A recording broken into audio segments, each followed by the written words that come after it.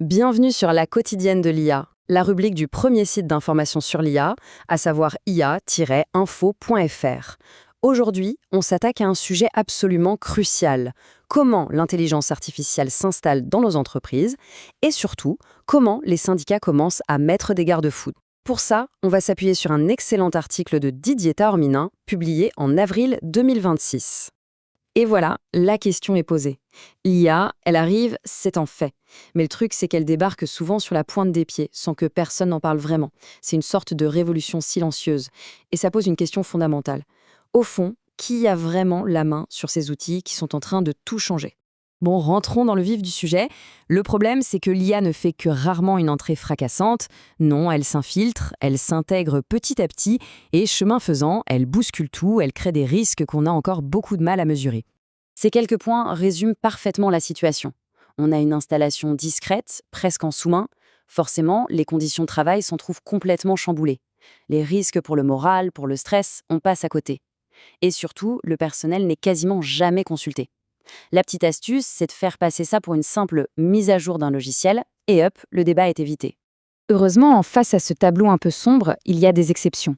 Et là, on va s'intéresser à un cas qui pourrait bien faire école, celui de l'entreprise Albéa Tube. C'est une histoire vraiment intéressante. Juste pour situer un peu, Albéa Tube, c'est une boîte dans la plasturgie, avec à peu près 530 salariés. Donc, on n'est pas sur une petite start-up, c'est une vraie PME industrielle bien installée. Et tout a commencé de la manière la plus banale qui soit. La direction annonce au comité social et économique qu'elle compte utiliser l'IA. Fin de l'histoire ? Pas du tout. Cette petite annonce, ça a été le point de départ de plus d'1 an de négociations. 1 an, pour aboutir, en février 2026, à un accord de méthode complètement inédit. Comme quoi, le dialogue, ça peut vraiment tout changer. Alors, en quoi il consiste, cet accord ? Qu'est-ce qu'il a de si spécial ? Eh bien, il est bâti sur 3 piliers, 3 idées maîtresses qu'on va regarder de plus près. Le premier pilier, c'est la base de tout, un registre permanent. L'idée est toute simple, mais elle change tout. On va faire un inventaire de tous les systèmes d'IA qui tournent dans l'entreprise. À quoi ils servent, quelles données ils mangent, quels sont les risques, tout doit être écrit noir sur blanc. C'est l'arme absolue contre le manque de transparence. Deuxième pilier, et celui-là est très malin, il s'agit de faire la différence entre les petits déploiements de tous les jours, les déploiements courants, et les projets majeurs. L'objectif, c'est d'être pragmatique. On ne va pas bloquer toute l'entreprise pour chaque petite mise à jour, mais par contre, on s'assure d'avoir un vrai contrôle sur les gros projets, ceux qui ont un impact réel. Et cette distinction, elle n'est pas faite au doigt mouillé, regardez. Les règles sont hyper claires. Un projet devient majeur, et donc il doit passer par une consultation, s'il touche à l'emploi, s'il demande plus de 35 heures de formation ou s'il introduit du management par algorithme. C'est précis, c'est factuel et ça donne un cadre clair pour tout le monde. Et on arrive au troisième pilier qui est peut-être le plus révolutionnaire. On oublie l'idée d'une consultation unique, un one-shot. Là, on met en place un dialogue permanent, avant, pendant et surtout après le déploiement. Pourquoi ? Parce qu'une IA, ce n'est jamais un projet fini. Ça apprend, ça évolue. Il faut donc un suivi constant, avec même la possibilité de dire « stop, on revient en arrière ».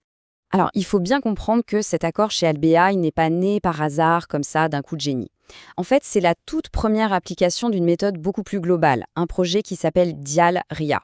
Cette phrase de David Nicolaï, qui a été l'un des grands artisans de cet accord, résume toute la philosophie du projet. Ce qui est essentiel de retenir, c'est cette notion de processus. On n'est plus en train de valider un projet une fois pour toutes, on accompagne son évolution dans le temps, avec des points d'étape réguliers. Dialia, c'est une sorte de boîte à outils pour les syndicats. La méthode est très structurée. D'abord, on fait le point. Qu'est-ce qu'on a comme IA dans la boîte ? Ensuite, on regarde les lois qui existent déjà, comme le RGPD ou l'IA Act, et on s'en sert. Et enfin, à partir de tout ça, on bâtit une stratégie de négociation qui colle à la réalité de son entreprise. Ce qui est vraiment important de comprendre, c'est que l'histoire d'Albéa, ce n'est pas un cas isolé. C'est en fait la partie visible d'un mouvement de fond qui est en train de prendre pas mal d'ampleur en France. Regardez un peu cette liste. AXA, BPCE, Orange, Schneider, ce sont les poids lourds. Tous ces grands groupes se mettent à réfléchir et à signer des accords pour encadrer l'IA. Les approches ne sont pas toutes les mêmes, bien sûr, mais la tendance est là. C'est le signe que la prise de conscience est générale. Au final, ce qu'on observe à travers tous ces exemples, c'est rien de moins qu'une réinvention du dialogue social. Il est tout simplement obligé de s'adapter à une technologie qui ne ressemble à aucune autre.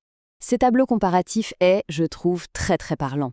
Avant, on avait une consultation ponctuelle parce qu'on voyait la technologie comme quelque chose de stable. Aujourd'hui, on passe à un dialogue permanent parce qu'on a compris que l'IA évolue sans cesse. On ne se contente plus de valider un projet à l'instant T, on accompagne un processus sur le long terme. Bref, on passe de la simple réaction à une vraie logique d'anticipation et d'adaptation. Et on va se quitter sur cette question qui est finalement la question centrale. Est-ce que ce nouveau modèle, ce dialogue social continu, est vraiment la solution, la clé pour faire avancer l'innovation sans pour autant sacrifier les droits et les conditions de travail? Le débat est ouvert et c'est sans aucun doute l'un des plus grands défis qui nous attendent. Retrouvez toute l'actualité autour de l'intelligence artificielle sur le portail ia-info.fr.